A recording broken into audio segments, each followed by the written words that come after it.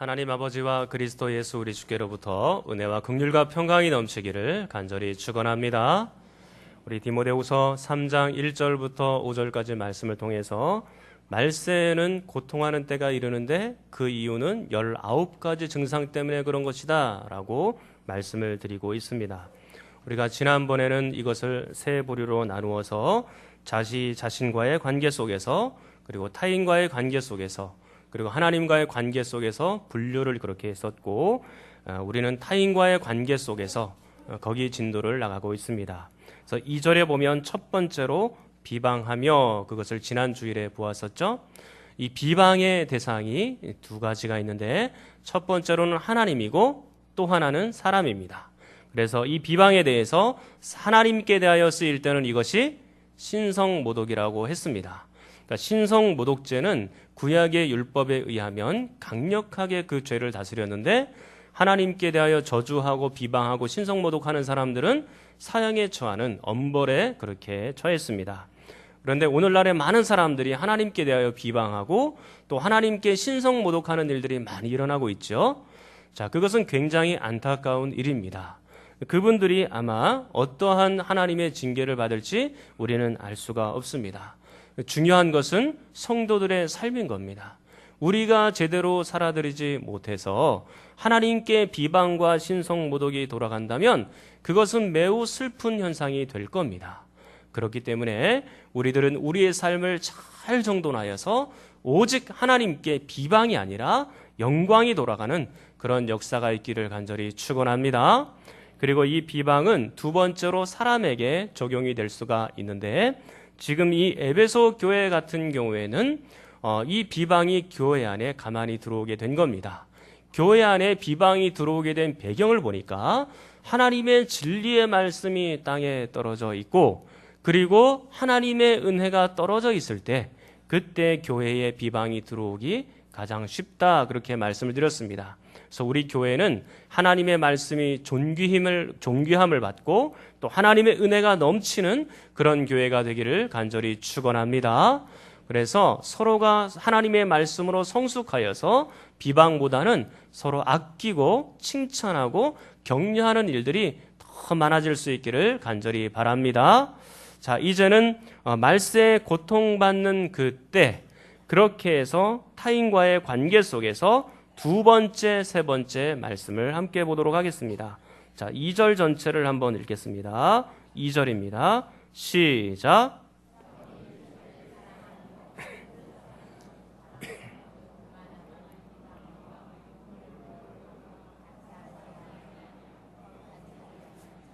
자, 이 두 번째를 발견하셨습니까?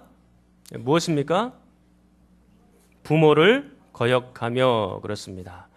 이 거역이라는 말은요, 순종하지 않는다, 불순종한다, 그런 의미입니다. 그러니까 부모님의 말씀을 듣고서도 깊이 새기지 않고 불순종하는 것이 바로 거역한다라는 것입니다. 성경에는 부모님께 순종하고 부모님께 공경하는 것이 중요한 주제로 나타나 있습니다.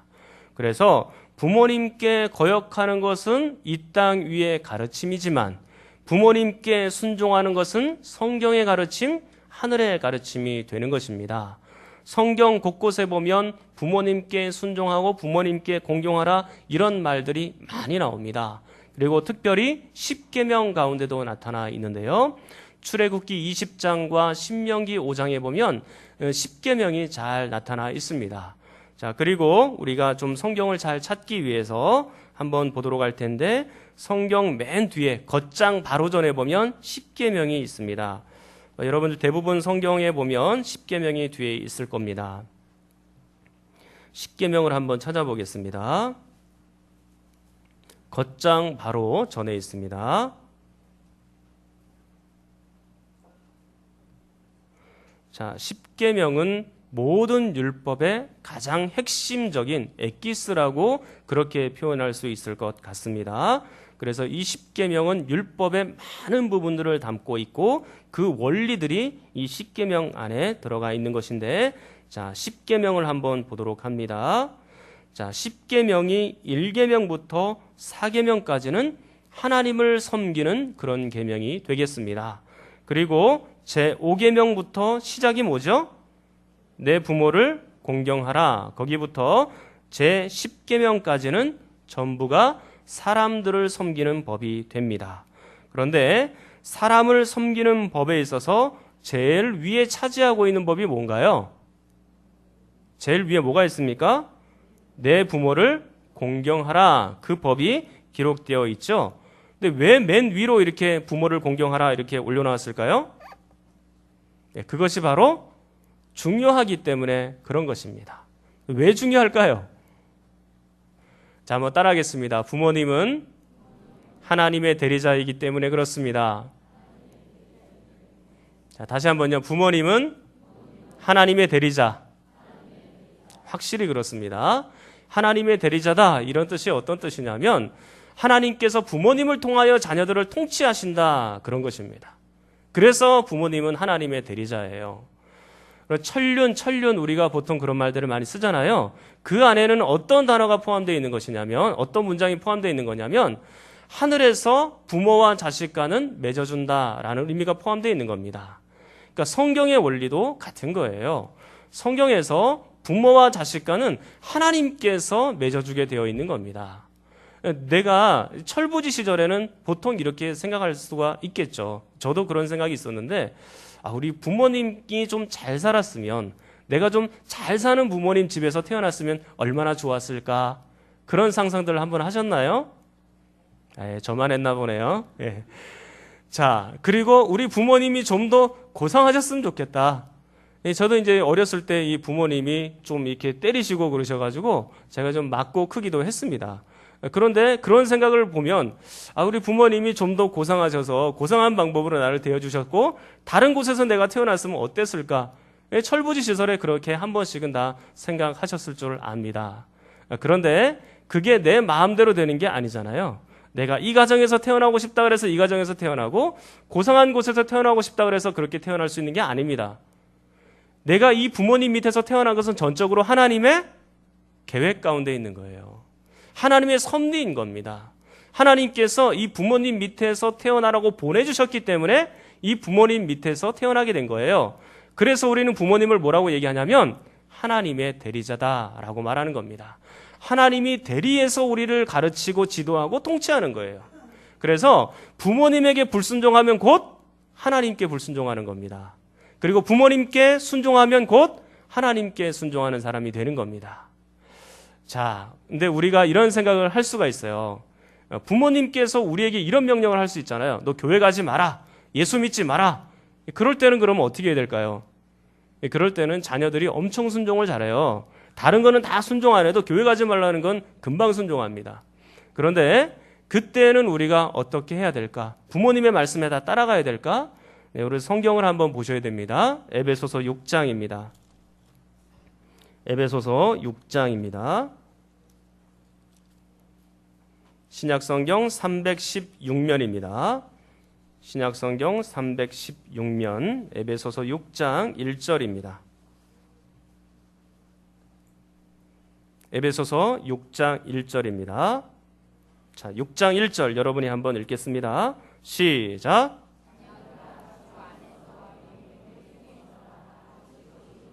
아멘. 너희 부모에게 순종하라 그랬고 이것이 옳은 법이다 라고 말씀을 했습니다. 그런데 어디 안에서 순종해야 됩니까? 주 안에서 순종해야 되는 겁니다. 그러니까 부모님의 말씀과 진리의 말씀, 성경의 말씀이 서로 상반되고 상충되면 우리는 어떤 말씀을 먼저 따라야 되는 거예요? 주 안에 있는 그 진리의 말씀을 먼저 따라가야 되는 겁니다. 그 외에는 전부 부모님의 말씀에 순종하는 것이 맞고 옳은 것이다 라고 말해주고 있는 겁니다. 사랑하는 성도 여러분, 여러분들의 가정은 참으로 부모님께 순종할 수 있는 가정이 되기를 축원합니다. 우리 부모님이 잘 살든지 아니면 우리 부모님이 고상하든지 그렇지 않든지 상관없이 부모님의 말씀 앞에 잘 순종하는 여러분이 되어 가시기를 간절히 축원합니다. 부모님 잘 섬기는 모습을 보면 하나님을 어떻게 섬기는지가 대충 판가름이 나는 겁니다. 부모님을 잘 섬기는 사람은 하나님을 잘 섬길 가능성이 굉장히 높은 사람인 거예요. 자, 그렇게 하고 자, 에베소서 6장 2절 3절을 한 번 더 보겠습니다. 에베소서 6장 2절 3절입니다. 자, 2절 3절 여러분이 동시에 같이 읽겠습니다. 시작.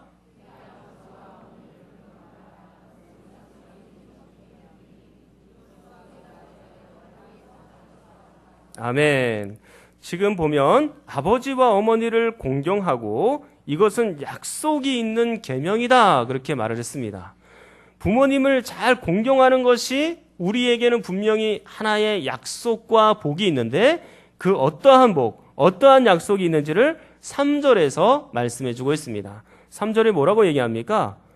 내가 잘되고 땅에서 장수하는 복이 있다라고 말하는 거예요. 이게 부모님께 잘할 때 선견하게 되는 복이고 약속인 것입니다.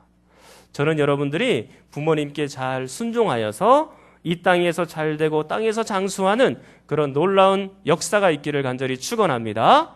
분명히 이 부모님께 잘하시면 땅에서도 잘되고 장수하는 것들이 아마 생겨나게 되리라 저는 그렇게 확신합니다.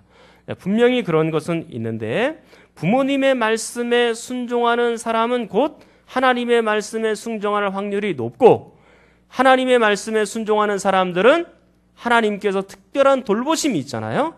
그러니까 하나님의 돌보심 가운데 있기 때문에 이 땅 위에서도 하늘 평안을 누리면서 그렇게 살아가게 되는 겁니다. 그런데 반대로 부모님의 말씀에 거역하면서 살면 그것이 우리에게는 곧 고통이 되고 불행이 되는 겁니다. 자, 이제 세 번째 말씀을 보도록 하겠습니다. 다시 디모데후서 3장 3절로 넘어옵니다. 3장 3절에 첫 번째에 보면 무엇이 나옵니까? 무정하며 이것이 나오죠. 이 무정하다는 말은요, 한문 그대로 하면 정이 없다 그런 뜻인데 사랑이 없다는 뜻입니다. 이것은 특별히 가족 간의 사랑을 말하고 있는 겁니다. 그러니까 앞에 있는 부모를 거역하며 이것하고 무정하며 이것하고 아주 긴밀하게 연관이 되어 있는 것이죠. 여러분, 부모님에게 왜 거역하게 되고 불순종하게 될까요? 그 핵심적인 이유 중에 하나가 뭐냐면 무정하기 때문입니다. 그리고 사랑이 식어져 가기 때문에 그런 것입니다. 우리가 예전에는 유교 국가였기 때문에 효를 많이 강조를 했죠. 근데 이 효는요, 유교에만 있는 게 아니고요, 인류의 보편적인 가치예요. 그래서 어느 시대나 어느 공간이나 이 효에 대해서 강조하는 일들이 많았습니다. 우리나라에서도 이 효에 대해서 많이 강조하고 있었는데 근대화가 되면서 이게 많이 퇴색이 됐어요. 이 농촌에 있었던 젊은 사람들이 다 도시로 몰려오고 또 도시에서 공장 다니고 일 다니면서 이 농촌에서는 이제 어른들만 남게 되었고 이 가정에는 할머니, 할아버지, 부모님들이 점점 이렇게 어른들이 사라지게 된 겁니다. 실제로 할머니, 할아버지하고 사는 사람들이 많냐 물어보면 또 요즘 가정에는 굉장히 극소수가 되었습니다. 그래서 이게 핵가족이라고 보통 얘기를 하죠. 그래서 2대만 살아가는 경우들이 굉장히 많고요. 예전에는 부모님께 모든 관심에 초점이 있었어요. 그래서 맛있는 게 생기면 부모님부터 생각을 했잖아요. 근데 요즘에는 맛있는 게 생기면 누구부터 생각해요? 자녀들을 먼저 생각하죠. 예, 그래서 자녀들에게 이 먼저 우선순위를 다 빼앗기게 된 겁니다. 그래서 이 자녀들에게 경제적인 지원도 함께 가고 이 부모님께는 경제적인 지원을 못 해드려도 자녀들에게는 꼭 하지 않습니까? 학원도 보내고 밥도 먹이고 다 그렇게 자녀들에게 집중하면서 그런 세대가 된 겁니다. 그래서 이 부모님들도 이제 포기를 한 거죠. 너희끼리 그냥 잘 살아라. 요즘에는 참 가정이 많이 약해진 게 확실해요. 왜냐하면 자기들끼리 잘 살기에도 버겁거든요. 그래서 이 가정이 너무너무 지금 약해졌다라는 생각이 듭니다. 이 부모님을 또 찾아뵙는 게 1년에 한두 차례 정도, 시골에 만약에 부모님이 계시다면 1년에 한두 차례 찾아뵙는 것도 굉장히 어려운 그런 지경에 이르렀습니다. 그래서 부모님께 순종하는 모습, 그리고 부모님을 잘 따라가고 공경하는 모습, 그런 것들이 사실은 많이 퇴색되어 가고 우리 이 사랑의 표현을 가지고 말씀드리는 게 너무나 어려운 그런 세대가 된 겁니다. 자, 그런데 이제 부모님과 이런 단절된 상황들이 있고 그리고 이 가족 중에 특별히 자녀들에게 집중하면서 살면 이 가정이 행복한가라는 거죠. 근데 오늘날의 많은 가정을 물어보면 행복하다고 말하는 일반 가정들이 참 드뭅니다. 여러분, 아들들은 학교 갔다 오면 자기 방문으로 들어가서 이제 뭘 합니까? 컴퓨터를 켜고 오락을 하죠. 그리고 휴대폰을 그 앞에서 막 검색을 하고 여러 가지 찾아봅니다. 딸들도 집에 오면 뭐부터 합니까? 자기 방으로 들어가서 휴대폰을 하죠. 이 자식들의 방은 닫으면 열자가 없어요. 이 부모님이 열고 들어가려고 해도 어찌나 그렇게 경계들을 다 하시는지. 근데 이게 부모님도 마찬가지입니다. 이 엄마는 이제 아침부터 오전부터 이 스마트폰으로 이제 홈쇼핑 딱 주문을 하면서 그렇게 오전부터 만지고 저녁 늦게까지 만집니다. 아버지도 마찬가지죠. 이게 이제 퇴근하고 들어오시면 TV 리모컨으로 TV를 켜고 뉴스를 보면서 또 이 휴대폰으로는 뉴스를 또 검색하는 그런 아버지의 모습을 볼 수가 있는 거예요. 그래서 이 가정이 요즘에는 스마트폰으로 시작해서 스마트폰으로 끝나요. 알파와 오메가입니다. 이 스마트폰이. 이 가족들끼리 서로 대화할 수 있는 기간이 거의 없어요. 하루에 한 30분 대화하기도 굉장히 어렵습니다. 이렇게 사랑을 서로 나누면서 가는 게 너무나 어려운 그런 가정의 형편과 모습이 되었죠. 근데 이렇게 얘기를 하면 어떤 분들은 이렇게 얘기를 하세요. 목사님 가정이 그러십니까? 그래서 저희 가정을 얘기하는 게 아니에요. 일반적인 가정을 얘기하는 겁니다. 그러니까 저희 가정을 상상하지 마시고 저는 일반적인 상황들을 얘기를 하는 거니까 우리하고는 전혀 상관이 없다라는 겁니다. 자, 어쨌든 이렇게 가정 간의 사랑과 우애가 점점 식어져가는 그런 세대를 우리가 만나고 살아가고 있는 겁니다. 그런데 성경은요, 가정에 대해서 엄청나게 강조하고 중요성에 대해서 이야기합니다. 여러분, 인류의 첫 출발이 가정에서부터 출발을 한 겁니다. 하나님께서 아담과 하와를 만들어 놓으시고 그게 이제 가정으로 이렇게 출발케 하신 겁니다. 그렇게 하고 아담과 하와를 한 몸이 되어라, 그렇게 말씀을 하셨죠. 이 한 몸이 되는 데 있어서 가장 중요한 기초가 뭐냐면 바로 사랑인 겁니다. 무정하면 안 되는 거예요, 가정이. 사랑이 전부예요. 가정에서는요, 이 사랑이 기초가 되고 기본이 되고 이 사랑이 전부가 되어야 되는 겁니다. 그래서 이 가정은요, 정말로 사랑이 기초가 되어서 많은 이웃들에게 우리 이 가정에 있는 사랑을 증거하며 전달하며 그렇게 살아가는 기독교인 가정이 돼야 되는 겁니다. 그래서 가정은요, 사랑 학교가 되어야 되는 겁니다. 가정은 사랑을 가르치는 학교가 돼야 돼요. 이 가정에서 사랑을 배우지 못하면 이 아이가 밖에 나가서도 사랑을 베풀지 못하는 그런 아이로 자라나게 되는 겁니다. 인간관계에도 또 문제가 있어요. 사랑받으면서 자란 자녀들은 다릅니다. 그리고 사랑받는 부모님, 할머니, 할아버지들은 얼굴 표정이 달라요. 굉장히 밝으십니다. 그런데 사랑받지 못하는 부모님은 얼굴이 굉장히 어둡습니다. 그래서 우리 교회의 가정들은요, 이 사랑이 온전하게 있기를 간절히 축원합니다. 그런데 사랑하는데 사랑이 도대체 뭘까요? 성경에는 사랑을 정의하지만 우리가 이 사랑을 정의할 때 여러 가지로 정의할 수 있겠죠. 그런데 성경에서 사랑을 우리에게 표현할 때 그 표현 방법이 고린도전서 13장에 나타나 있습니다. 성경을 한번 보겠습니다. 고린도전서 13장입니다.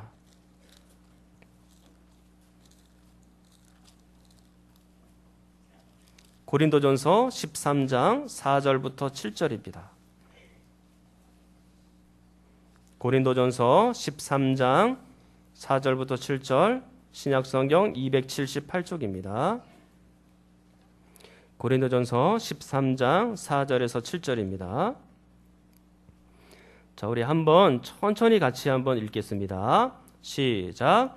사랑은 오래 참고 사랑은 온유하며 시기하지 아니하며 사랑은 자랑하지 아니하며 교만하지 아니하며 무례히 행하지 아니하며 자기의 유익을 구하지 아니하며 성내지 아니하며 악한 것을 생각하지 아니하며 불의를 기뻐하지 아니하며 진리와 함께 기뻐하고 모든 것을 참으며 모든 것을 믿으며 모든 것을 바라며 모든 것을 견디느니라. 아멘.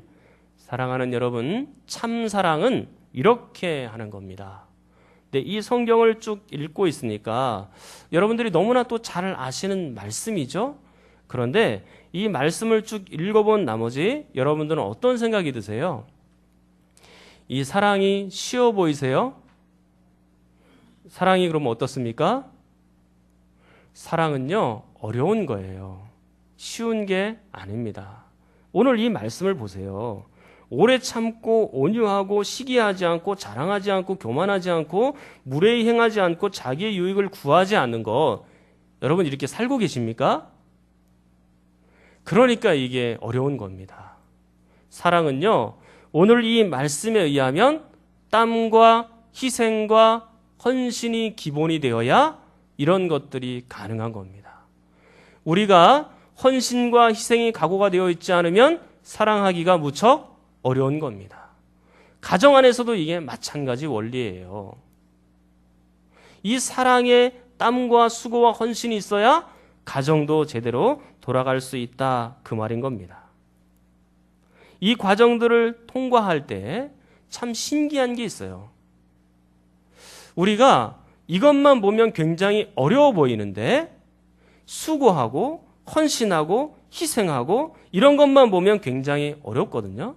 그런데 진짜 그 상대방을 사랑하고 가정을 사랑하게 되면 이 수고와 헌신이 짐이 아니고 자연스럽게 즐겁게 기쁘게 할 수 있다, 이 얘기입니다. 사랑이 없기 때문에 이런 것들을 제대로 못하는 거예요. 사랑이 있으면 기쁘게 할 수 있어요. 그래서 저는 우리 사랑하는 성도들의 가정이 이런 사랑이 있으면 얼마나 좋을까, 그런 생각들을 해봅니다. 이런 사랑에 있어서 땀과 희생과 헌신에 있어서 가장 큰 모범을 보여주신 분이 바로 예수 그리스도십니다. 예수 그리스도께서 하늘 영광 보좌 다 버리시고 이 땅에 내려오셨다는 그 자체만으로도 그것은 큰 사랑을 이미 우리에게 보여준 겁니다. 여러분, 높은 사람들이 일반 서민들하고 같이 살 수 있습니까? 예, 그분들은, 높은 분들은요, 전철도 안 타고 다니고 버스도 안 타고 다니세요. 그분들하고 섞이기 자체를 싫어하고 단절돼서 그렇게 살아갑니다. 그런데 하나님께서 예수 그리스도를 이 땅에 보내주실 때 예수님은 하나님이시고 천지를 창조하신 분인데 그 모든 영광을 다 버리고 이 땅에 내려오신 겁니다. 그래서 우리와 같은 연약하고 부족하고 죄 많고 냄새나는 사람들과 함께 예수께서 살아가시는 겁니다. 그게 얼마나 힘든 건지 우리는 말로다 생각으로다 표현을 못하는 겁니다. 이렇게 엄청나게 예수 그리스도께서 이 땅에 내려오셨다가 이제는 예수님께서 이 완벽한 사랑의 모델을 보이면서 그렇게 살아가십니다.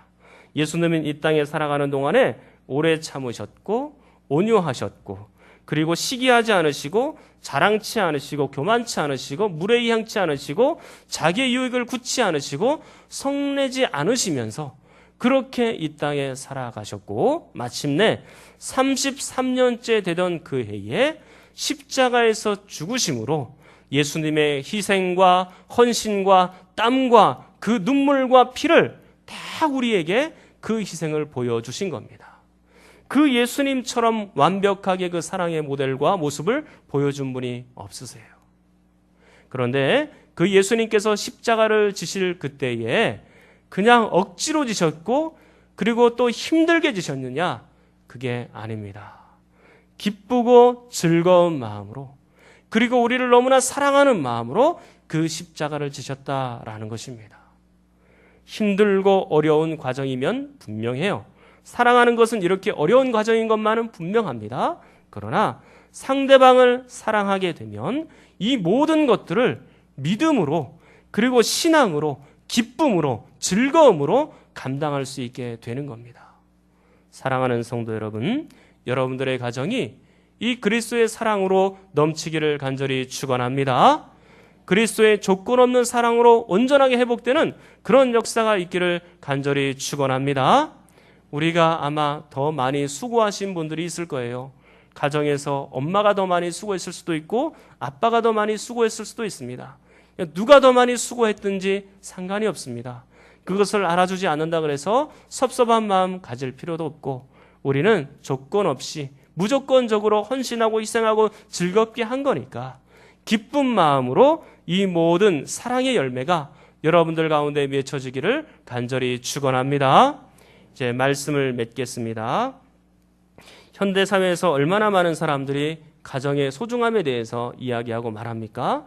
가정에서 사랑이 필요하다고 얼마나 그렇게 많이 부르짖고 얘기합니까? 그럼에도 불구하고 말세에는 행복하지 못한 세대예요. 왜냐하면 부모님께 거역하고 그리고 무정하고 사랑이 점점 사라지는 세대이기 때문에 그런 겁니다. 그러나 크리스찬 가정들은 분명히 달라야 됩니다. 이것이 달라지기 위해서 가장 필요한 것은 오늘 두 가지의 회복이 필요합니다. 부모님께 순종하십시오. 이게 필요합니다. 여러분들 가정 속에 어른들이 계시고 어른들이 또 따로 떨어져 있다 할지라도 그분들께 순종하는 것은 마땅합니다. 왜냐하면요, 그분은 하나님의 대리자이기 때문에 그래요. 그리고 이게 창조 질서예요.